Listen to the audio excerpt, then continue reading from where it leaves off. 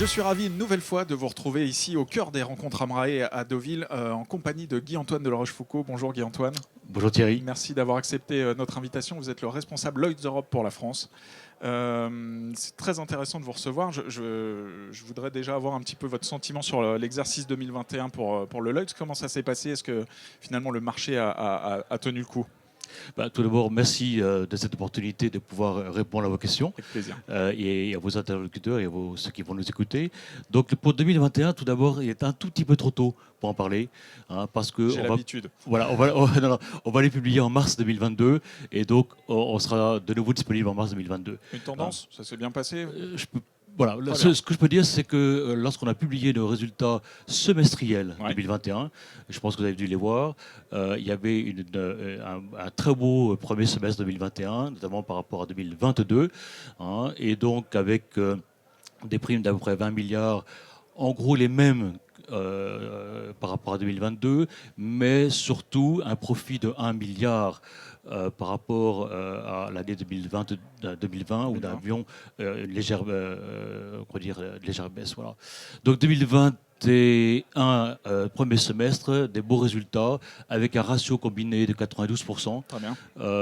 Ce qui est important parce que si on a une bonne solvabilité, eh bien c'est toujours plus rassurant pour le client aussi. Bien sûr.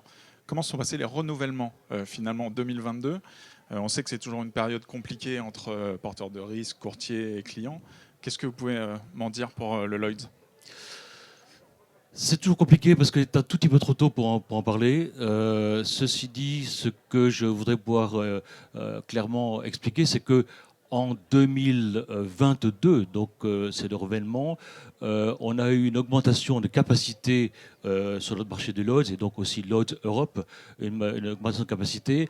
Et donc ça reflète le fait que on sent très bien qu'il y a de plus en plus de clients qui viennent pour placer leurs risques, enfin, les courtiers qui viennent placer leurs risques au Lloyds en tant que tel. Donc ça, c'est une bonne chose. Et donc, qui dit capacité en augmentation dit généralement que ça correspond à ce que les clients ont besoin. Voilà. Très bien. Arrêtez-moi si je me trompe, Guy-Antoine, mais ces dernières années, à cause de la Covid justement, beaucoup d'acteurs se sont retirés du marché, ont revu leur position, et beaucoup se sont tournés vers le Lloyds comme une solution alternative. Alors, je ne veux pas que vous le preniez mal si je dis solution alternative, mais cette mode d'aller vers le Lloyds, pourquoi déjà finalement les acteurs se sont tournés vers ce marché?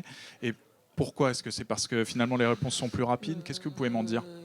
C'est vraiment une très très bonne question. Je crois que c'est une reconnaissance que ce marché du Lloyds apporte des solutions innovantes, des solutions de capacité. Et donc cette reconnaissance montre aussi que avec le réseau qu'on a, on est quand même présent dans 220 pays et territoires, ça permet à des clients de pouvoir, justement les courtiers, de pouvoir répondre aux besoins de leurs clients, les assurer. Hein, donc ça c'est très clair.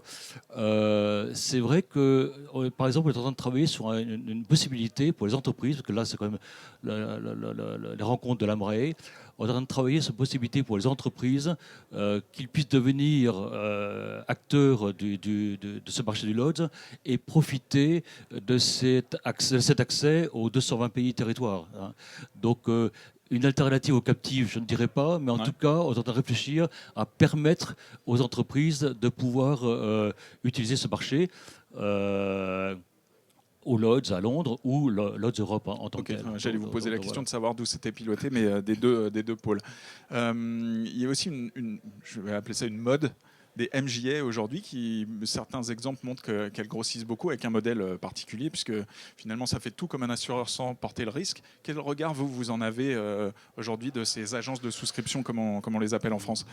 Merci Thierry, c'est important parce que je pense que vous le savez, mais à peu près 30 à 33% des primes totales du Lloyds, et y compris des primes de Lloyds Europe, hein, viennent de ces MGA, ou qu'on appelle cover holder ou service company. Désolé, on a un peu nos jargons. Pas de problème. Mais voilà. Donc c'est important pour le Lloyds et important aussi pour Lloyds Europe, parce qu'on est là pour parler de Lloyds Europe, donc notre entité qui permet de servir nos clients en Europe. Et par l'occasion, c'est l'occasion de vous dire aussi que Lloyds Europe va bien. Lloyds Europe se porte bien et Lloyds Europe a tout le soutien de notre corporation du Lloyds de manière à se développer en Europe. Donc voilà. Très bien. Un mot sur le marché du cyber. Je pose la question à tous les invités qui viennent. Un marché un peu tendu. Parfois, certains pensent qu'il va devenir inassurable. Quelle est votre vision? J'aimerais vous entendre sur ce risque. Vision totalement différente. Très bien. Expliquez-nous. Non, parce que les chiffres sont là. En 2020, on l'a souscrit pour 1,3 milliard de primes en cyber.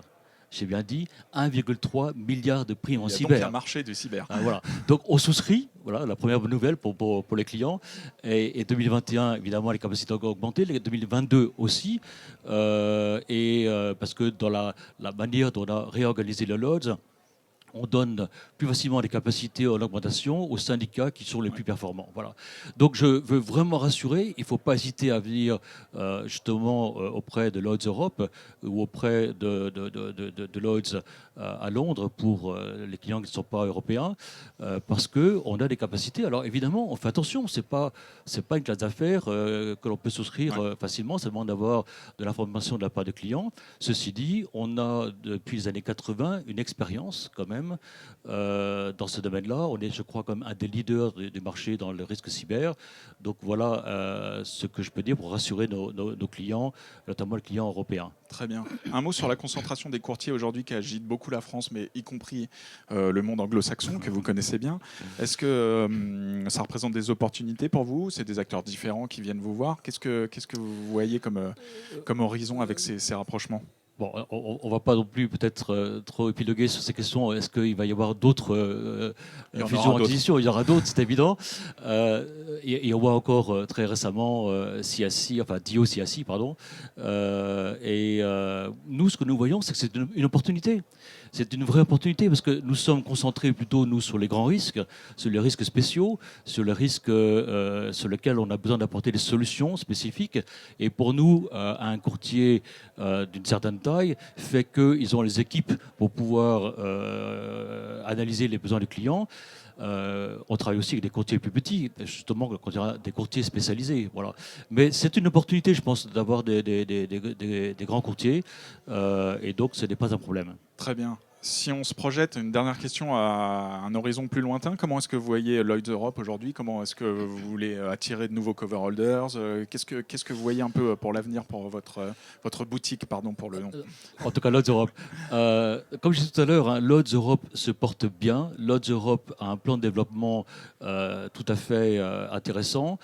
Et c'est l'opportunité de pouvoir vous dire aujourd'hui que dans l'organisation de Lloyds Europe, il y a plus de 70 personnes qui travaillent à Bruxelles, plus de 40 personnes qui travaillent en Europe. Et aujourd'hui, il y a 235 souscripteurs ou souscriptrices dédiés à l'Europe, de manière à pouvoir souscrire pour Lloyds Europe. J'ai bien dit 235 souscripteurs ou souscriptrices dédiés à l'Europe pour souscrire pour Lloyds Europe. Donc c'est une évolution extrêmement importante qui justement nous permet de voir l'avenir avec une certaine sérénité, tout en sachant que pour nous, ce qui est important, c'est un développement pérenne. Hein. On est là pour pouvoir permettre de répondre aux besoins des clients, mais après aussi permettre de régler les sinistres qui sont. C'est notre métier. Notre métier, c'est de régler les sinistres. Très bien. Hein. Donc voilà. Très bien, merci Guy-Antoine de la Rochefoucauld d'être venu sur notre plateau. Et moi, je vous donne rendez-vous pour d'autres vidéos tout au long de la journée, ici à l'Amrae et à Deauville. Merci Thierry.